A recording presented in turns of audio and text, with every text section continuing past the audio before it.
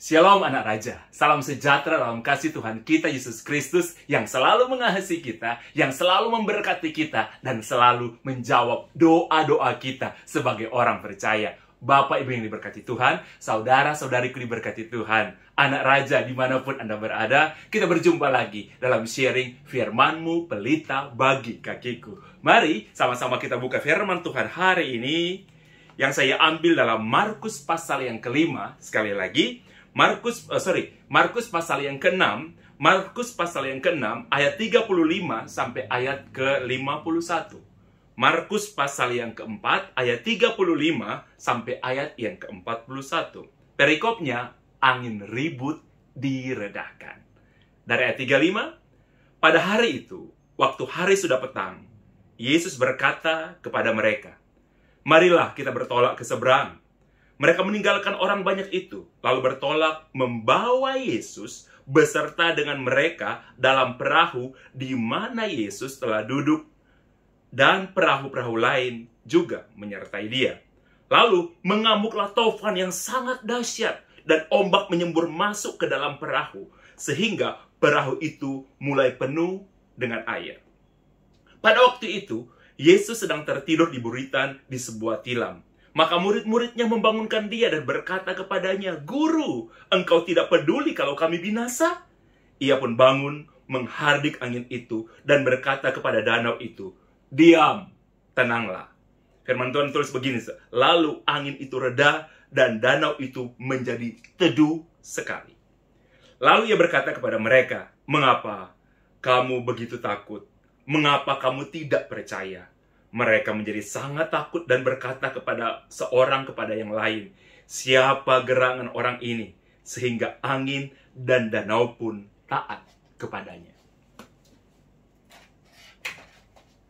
Bapak Ibu yang diberkati Tuhan, saudara-saudariku yang diberkati Tuhan, semua anak raja dimanapun Anda berada. Ada satu pertanyaan yang kadang-kadang diajukan oleh orang-orang percaya atau orang Kristen ketika kami sedang berbicara atau dalam konseling-konseling kami, ketika mereka menghadapi masalah yang besar. Ketika mereka menghadapi persoalan yang mereka tidak pernah pikirkan dan mereka rasa mereka hampir tidak bisa menanggungnya. Dengan kekuatan dan kemampuan mereka, mereka bilang sama kami, "Pak, saya udah nggak sanggup. Saya nggak tahu bagaimana lagi cara mengatasinya." Dan mereka bertanya, kenapa kami sudah percaya, sudah berdoa, bayar perpuluhan, rajin ke gereja, tapi kami menderita masalah seperti ini? Jadi pertanyaannya, kenapa orang percaya menderita? Kenapa orang percaya mengalami badai dalam kehidupannya? Kenapa orang percaya mengalami masalah yang hampir tidak pernah kita pikirkan, dan kalau kita hadapi, seakan-akan kita tidak bisa menanggung masalah itu. Dan kita panik, kita putus asa, dan lain sebagainya. Sekali lagi, itu pertanyaan, kenapa orang percaya menderita? Kenapa orang percaya mengalami masalah yang besar? Hari ini kita membaca sekali lagi dalam Markus pasal yang keempat, ayat ke-35 sampai ke-41, ketika Yesus bersama murid-muridnya.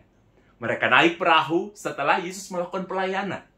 Setelah Yesus dan murid-murid mengajar begitu banyak orang. Banyak orang diubahkan cara berpikirnya. Banyak orang mengalami hal-hal yang luar biasa. Setelah itu, saudara, mereka naik perahu di Danau Galilea. Kalau saudara pernah ke Israel, dan salah satu tempat yang biasanya kita kunjungi, dan kita akan naik perahu atau naik kapal, ya yang lebih besar ya, kalau perahu mungkin kecil ya, kapal, biasanya saudara kita akan, salah satu tujuan kalau kita wisata rohani ke Israel, ya, itu salah satu tujuannya itu Danau Galilea. Memang kadang-kadang begitu tenang danau itu, tapi kadang-kadang saudara ada gelombang dan angin yang cukup besar. Dan apa yang dialami oleh Yesus dan murid-muridnya, saudara, ketika mereka menyeberang danau itu untuk menyeberang ke tempat yang sebelah lagi, tiba-tiba mengamuklah taufan, mengamuklah angin. Dan saudara, perahu itu diombang-ambingkan. Sehingga firman Tuhan katakan, air mulai masuk dalam perahu. Itu berarti, saudara, itu berarti badai yang mereka alami, ombak yang mereka alami, angin yang mereka alami adalah angin dan ombak yang sangat besar, sehingga airnya bisa sampai masuk perahu. Dan murid-murid Yesus yang kita tahu bersama, sebagian besar mereka adalah nelayan. Mereka udah terbiasa menghadapi badai. Mereka udah terbiasa menghadapi masalah seperti itu. Karena mereka nelayan. Bagi seorang nelayan, ombak, badai itu biasa. Tetapi berarti, saudara, badai dan ombak yang mereka hadapi pada waktu itu bukanlah ombak atau badai yang pernah mereka hadapi atau biasa mereka hadapi, sehingga mereka tahu bagaimana cara mengatasinya. Bapak Ibu perhatikan, anak raja perhatikan semua, Anda yang di rumah perhatikan. Di belakang saya ini ada sebuah lukisan yang menggambarkan bagaimana, saudara, ketika Yesus bersama murid-muridnya, ketika mereka ada di Danau Galilea dan ombak mengamuk, badai mengamuk. Kira-kira seperti ini. Ini hanya sebuah lukisan, saudara, yang saya miliki, yang itu menunjukkan betapa paniknya, betapa perahu ini terombang-ambing oleh badai. Saudara, di perahu itu ada Yesus. Sekali lagi ingat baik-baik, di dalam perahu itu ada Yesus. Dan murid-murid bersama Yesus baru saja melakukan sebuah pelayanan.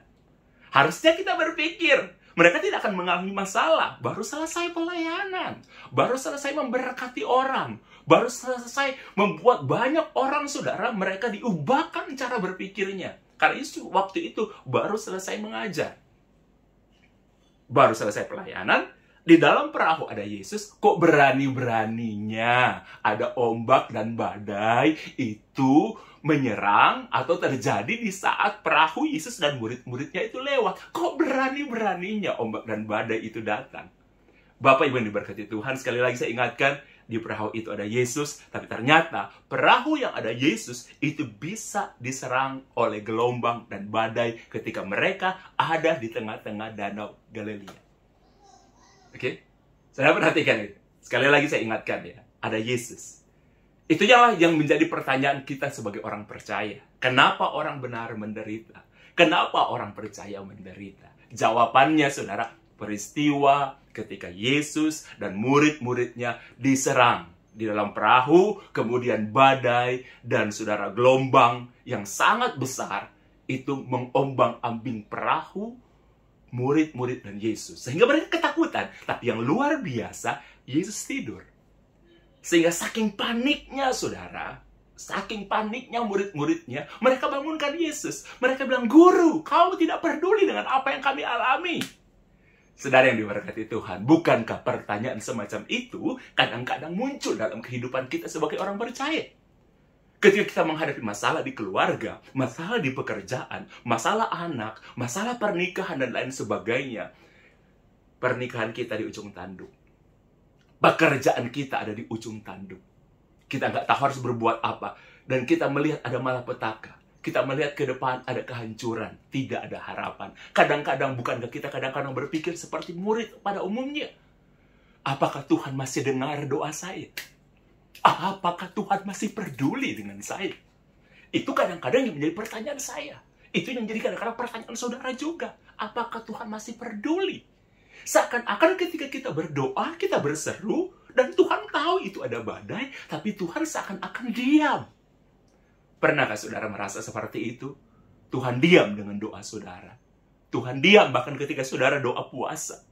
Tuhan diam ketika saudara sudah menangis dengan begitu banyak air mata. Tuhan diam seakan-akan Tuhan nggak bicara apa-apa. Saudara, kenapa badai menyerang perahu murid-muridnya? Karena, saudara, itu musim badai.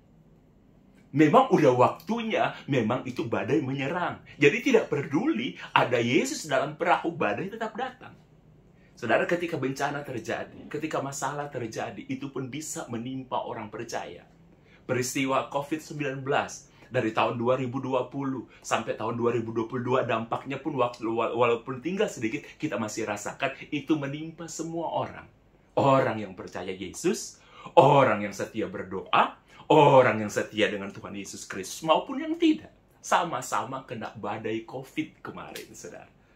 Jadi, orang benar bisa menderita? Bisa. Orang benar bisa kena badai? Bisa. Oke? Kisah nyata ini, saudara, telah membuktikan. Di dalam perahu ada Yesus, tapi masih bisa terserang badai. Dalam kehidupan saudara-saudara sudah ngasih perpuluhan. Dan Tuhan sudah berjanji kan kepada kita, kalau kita nabur, kita beri perpuluhan, Tuhan bilang, ujilah aku, kalau aku tidak akan membuka tingkap langit. Tapi kadang-kadang Anda sudah rajin, di satu waktu tertentu, seakan langit tidak terbuka. Langit seakan-akan malah tertutup. Sama sekali tertutup. Dan saudara mungkin seperti murid-murid pada umumnya. Dan ini reaksi manusia. Reaksi manusia pada umum. Ini udah jadi murid loh. Yang boleh dikatakan mereka udah dekat dengan Yesus. Mereka masih bertanya, Guru, engkau tidak peduli kalau kami binasa. Mungkin kadang-kadang itu juga jadi pertanyaan kita. Yesus, engkau tidak peduli kalau pernikahanku hancur. Yesus, engkau tidak peduli kalau perusahaanku bangkrut. Yesus, engkau tidak peduli kalau pekerjaan saya di PHK. Seakan-akan kadang-kadang kita akan merasa seperti itu. Tapi itu wajar sebagai manusia. Tapi saudara harus ingat, kalau ada Yesus dalam perahu, badai boleh datang. Dan kita akan menyaksikan badai itu. Tapi badai tidak akan menenggelamkan perahu murid-murid Yesus dan Yesus. Yesus nggak mungkin mati, saudara, karena ditelan gelombang. Karena perahunya terbalik, karena gelombang ada. Karena dari semula, Yesus memang udah direncanakan Tuhan untuk menebus dosa saya dan saudara. Yesus akan mati di kayu salib. Bukan karena tenggelam, karena perahunya tenggelam.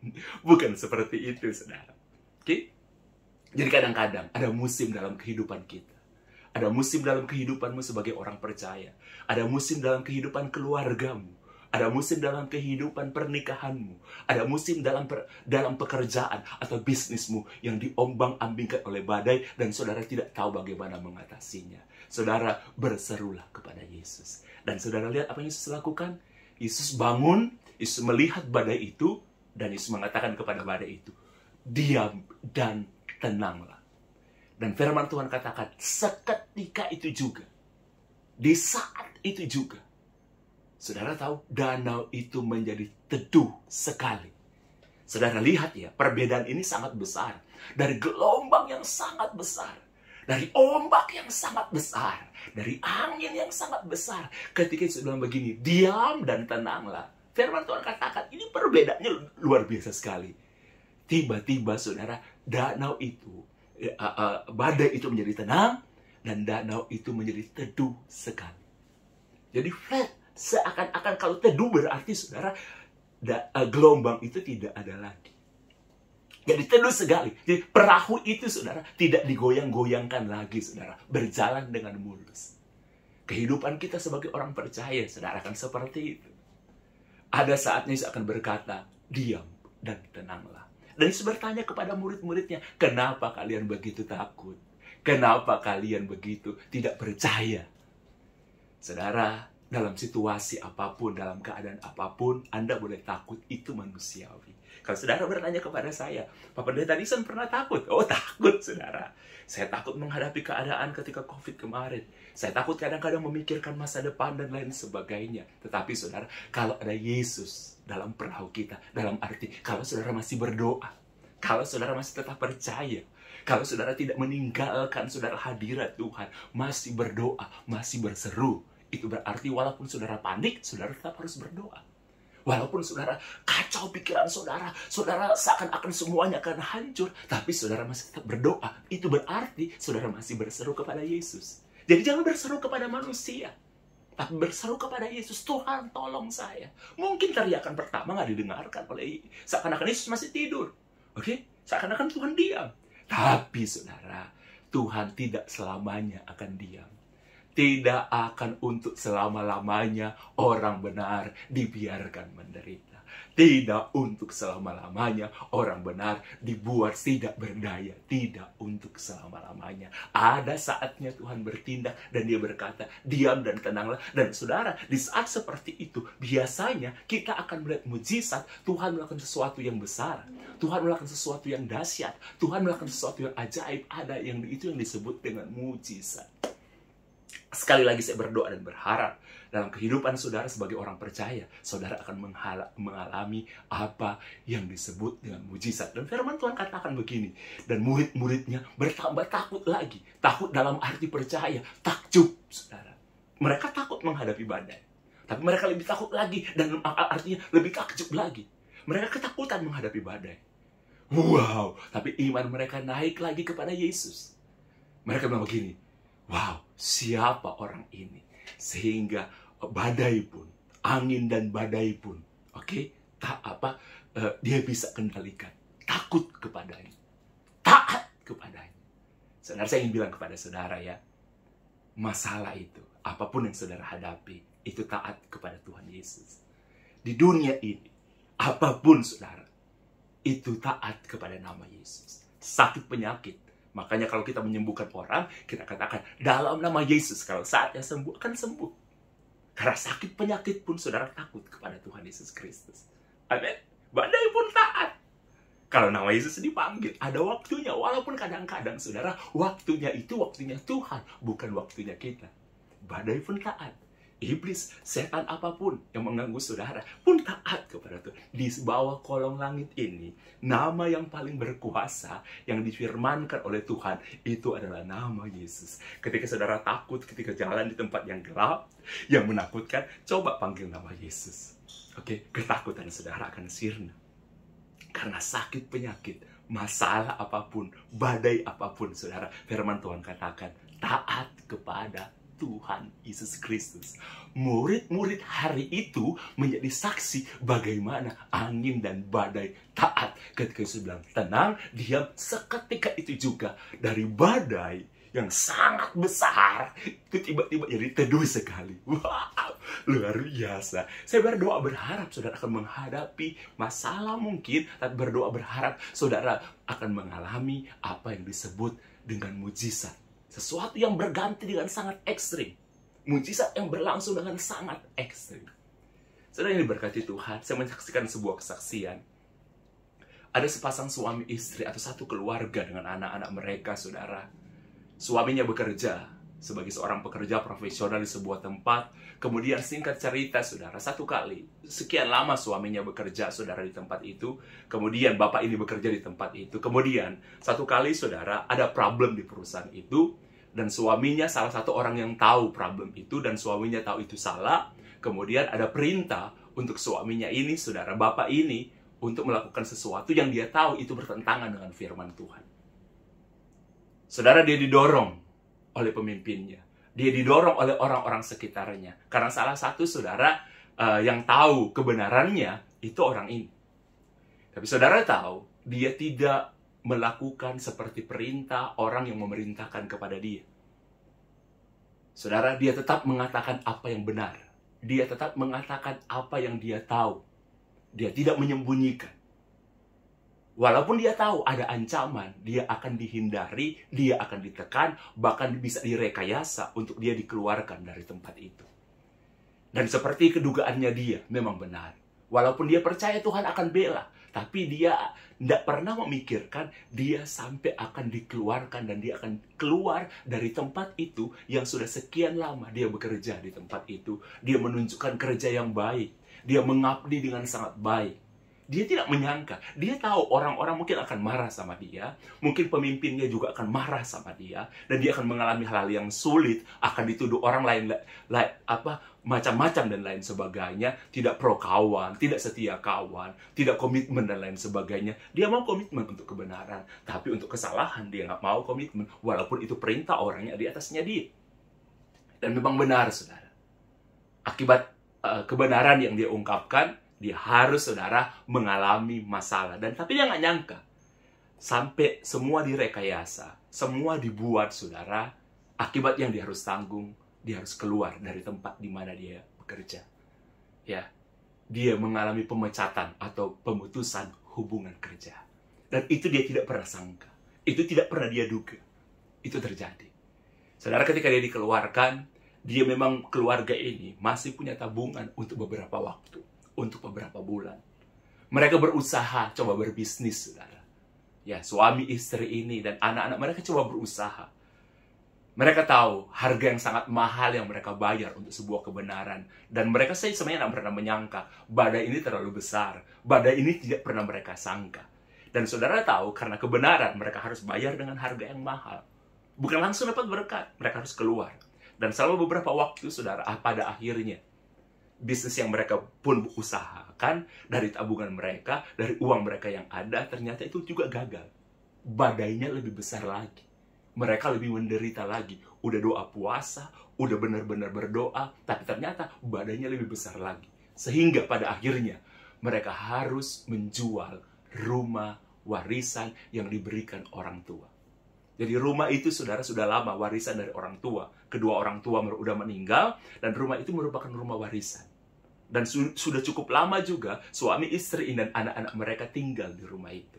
Dan tiba-tiba saudara, jalan satu-satunya untuk bisa mengatasi masalah ekonomi mereka yang semakin sulit ketika dikeluarkan dari pekerjaan selama beberapa waktu, akhirnya saudara untuk bisa mendapatkan uang, mereka bisa membayar kewajiban dan memenuhi kebutuhan hidup mereka.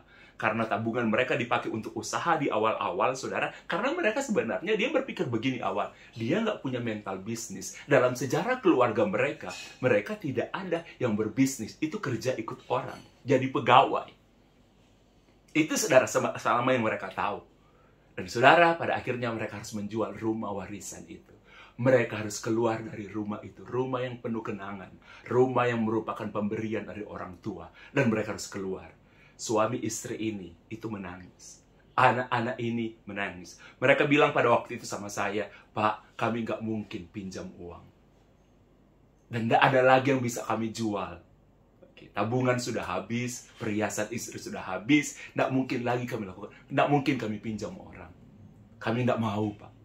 Dan mereka minta didoakan, sekalipun mereka pusing, kenapa mereka mengalami ini? Kok di saat mereka melakukan kebenaran, badai ini makin besar. Bukan mereda, tapi makin besar. Dan mereka nggak nyangka, saudara. Tapi sebelum keluar, suaminya ini mengatakan kepada istrinya, satu saat, ini perkataan iman di tengah-tengah badai. Satu saat, kita jual hari ini rumah ini. Tapi kamu jangan sedih. Tapi satu saat, ini iman di tengah-tengah badai. Kita akan beli rumah ini kembali. Saudara, akhirnya mereka jual rumah itu. Dan kemudian mereka tinggal di rumah kontrakan. Dan mereka mulai berbisnis lagi. Saudara, ketika akhirnya saudara awalnya sulit. Bahkan saudara boleh dikatakan makin sulit. Mereka membangun mental mereka. Dia sempat sampai merasa begini dan mengatakan kepada saya di saat-saat tersulit dalam kehidupannya, Pastor, mungkin memang kami harusnya itu kerja ikut orang. Tapi namanya sudah nggak baik. Karena orang-orang mengatakan banyak hal soal dia.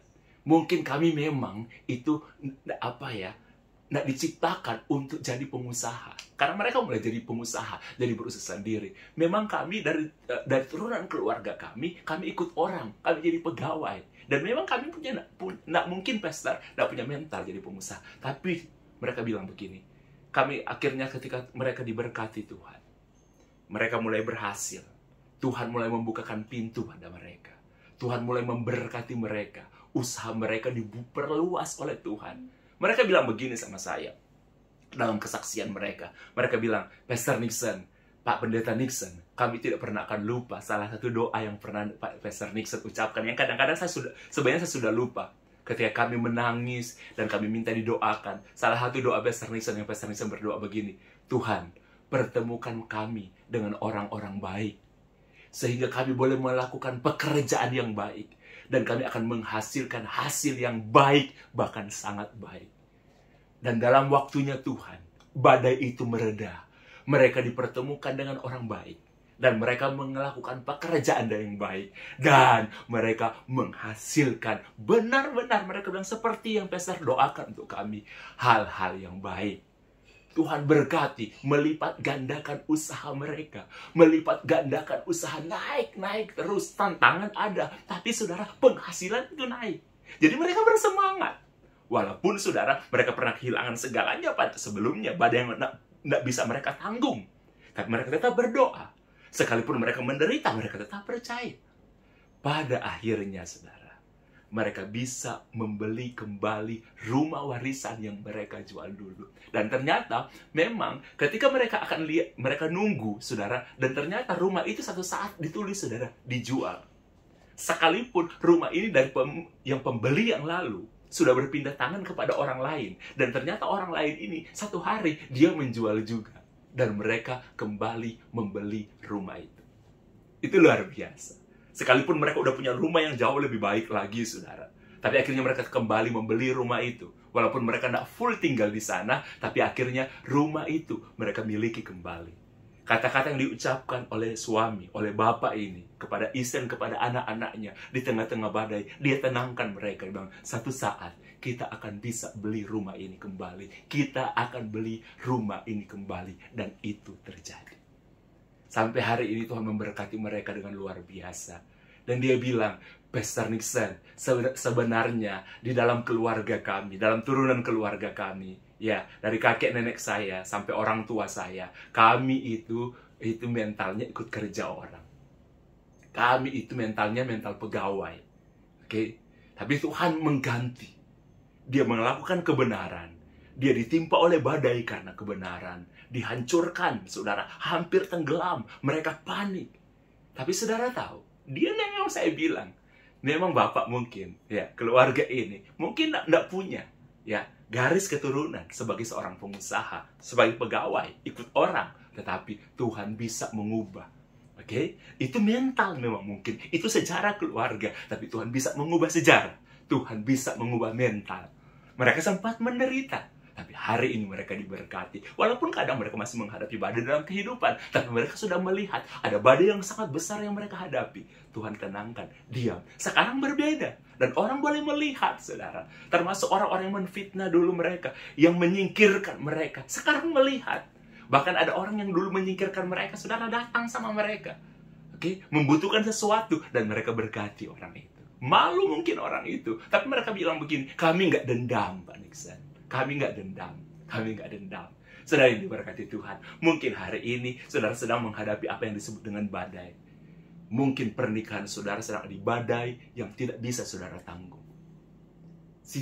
Sangat-sangat tidak baik mungkin pernikahan hari ini. Mungkin hidup saudara secara pribadi, saudara sedang sakit.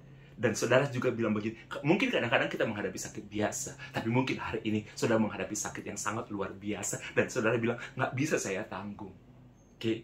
Atau ekonomi saudara hari ini sedang menghadapi badai yang diombang-ambingkan. Dan saudara sedang panik. Bagaimana cara bertahan, bagaimana cara membayar dan lain sebagainya. Kewajiban dan lain sebagainya. Mungkin saudara hari ini dalam badai yang tidak pernah saudara hadapi. Tapi tetap dalam Tuhan Yesus Kristus. Kalau hari ini saudara bertanya mengapa, saudara, orang benar bisa menderita. Orang benar bisa mengalami masalah yang besar. Perahu pun bisa diserang oleh badai. Padahal di perahu itu ada Yesus. Karena itu memang musim badai. Sudah saatnya badai itu terjadi. Itu musim. Mungkin saudara sedang menghadapi musim di mana saudara menghadapi lembah kekelaman. Tapi saya dan saudara tidak akan tinggal dalam lembah kekelaman. Kita hanya lewat. Saya berdoa dalam nama Yesus. Di tengah-tengah badai, kacau balau, hal-hal yang membuat saudara panik, ekonomi, sakit penyakit, atau apapun. Panggil satu nama. Berseru Yesus, berseru Yesus, berseru Yesus. Panggil nama Yesus. Panggil nama Yesus.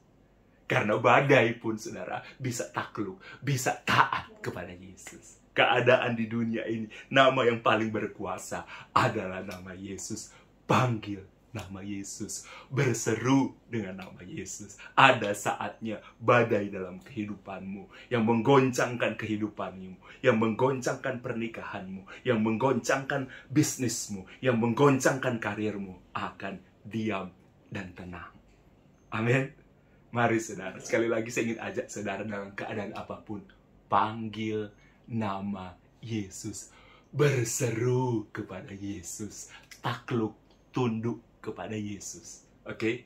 Kalau kita takluk dan tunduk kepada Yesus, masalah itu akan takluk dan tunduk kepada Tuhan Yesus Kristus. Kita mungkin tidak bisa menaklukkan masalah. Kita mungkin tidak bisa menundukkan masalah. Tapi Yesus bisa tundukkan dan taklukkan masalah. Amin. Yang penting kita takluk, kita tunduk, dan panggil nama Yesus. Amin. Mari, sebelum saudara selesai, mari sama-sama kita berdoa. Kuralabata karalabashika pakaralabase. Kuralamadasi karalabayaralabarase. Berseru, panggil nama Yesus. Berseru, panggil nama Yesus. Tuhan, aku berdoa bagi setiap anak raja yang percaya Yesus dimanapun mereka berada. Kalau mereka sakit hari ini, letakkan tangan di mana tempat yang sakit, saudara. Atau kalau saudara sedang bersama-sama dengan sahabat, dengan orang tercinta, dimanapun Anda berada, dan mereka juga sedang sakit, saudara yang meletakkan tangan. Kalau saudara sendiri, kalau saudara masih bisa meletakkan tangan di tempat yang sakit, mungkin saudara di rumah sakit atau di mana, letakkan dan panggil nama Yesus. Kami berdoa bersama, bersekutu. 2-3 orang berkumpul, di situ Engkau hadir. Aku berdoa di dalam nama Tuhan Yesus Kristus, Tuhan dan Juru Selamat kami, penebus kami yang hidup. Kami berdoa, kami menjamah setiap sakit penyakit yang ada, dan kami perintahkan dalam nama Yesus, sakit penyakit pergi. Setiap organ, setiap bagian tubuh yang rusak, yang mengalami sakit penyakit, di dalam nama Yesus disembuhkan, dipulihkan dalam nama Tuhan Yesus Kristus. Dalam nama Yesus ada kesembuhan, ada perkara mujizat. Diam, tenang, darah Yesus mengusir semua sakit penyakit yang telah membuat orang benar menderita. Dalam nama Yesus. Kalau pernikahan saudara hari ini sedang adalah musim badai, sedang diombang-ambingkan, panggil nama Yesus. Aku berdoa bagi setiap keluarga, suami, istri, anak-anak, yang mungkin mereka sedang punya masalah. Biar Pak, malam ini, atau saat ini, dimanapun saudara ada, takluk bersama di bawah kaki Yesus, sebagai suami, sebagai istri, dan panggil nama Yesus. Tolong kami Tuhan, berikan hikmat kepada suami, berikan hikmat kepada setiap istri, berikan hikmat Tuhan kepada setiap anak-anak. Bicara Roh Kudus kepada mereka dengan bahasa yang mereka mengerti, apa yang harus mereka lakukan, sehingga keluarga mereka bisa kuat, bisa tegar, bisa melewati semua ini, dalam nama Yesus. Kalau hari ini saudara sedang dalam masalah ekonomi, bisnis saudara sedang seret, ya, bisnis saudara sedang susah, dan saudara bilang, apa yang harus saya lakukan? Mari kita berdoa. Haleluya.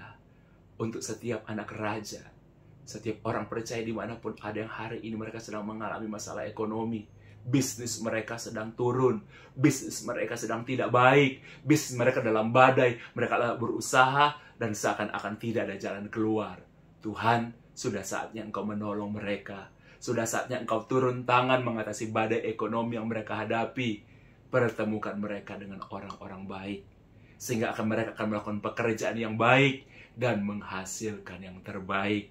Engkau akan membukakan pintu yang tertutup menjadi Tuhan gerbang yang terbuka lebar, langit yang terbuka lebar, sehingga mereka boleh melihat pertolongan Tuhan itu nyata.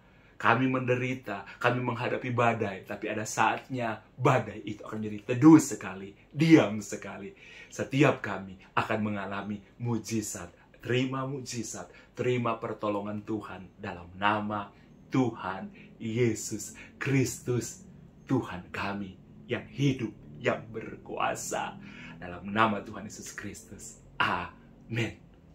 Setiap anak raja dimanapun Anda berada, saya berharap di waktu-waktu ke depan, tidak lama lagi, segera, saudara akan melihat mujizat. Saudara akan melihat segera pertolongan Tuhan. Badai seperti yang saudara lihat di gambar ini akan berlalu. Tuhan akan berkata, diam dan tenang. Tuhan memberkati engkau, setiap anak raja, dimanapun engkau berada. Shalom.